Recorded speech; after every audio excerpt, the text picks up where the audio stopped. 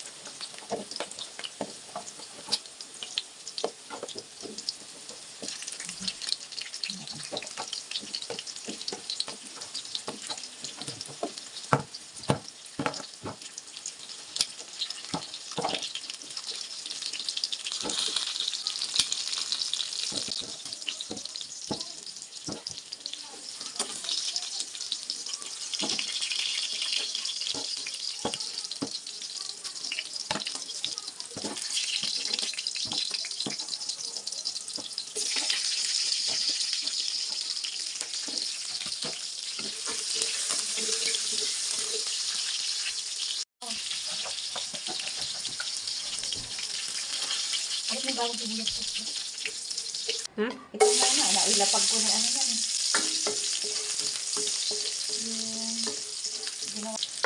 Yung isa bukas na yun.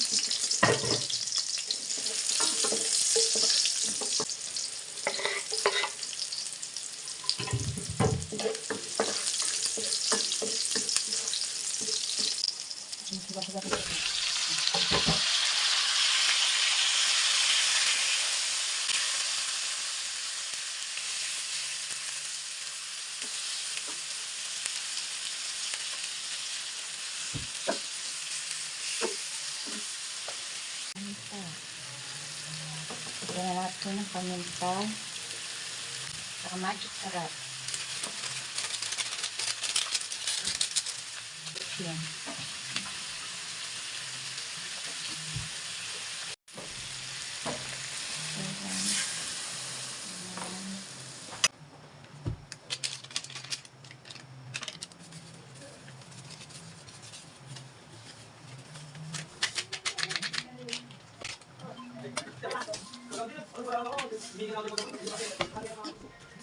Ne, ay hindi pa.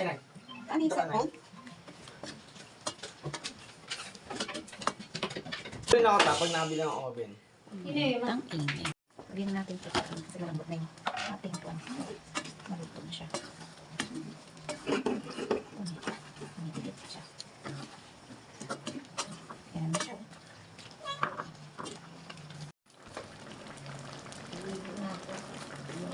May takal? Hindi, mamaya. Maliligo na ako.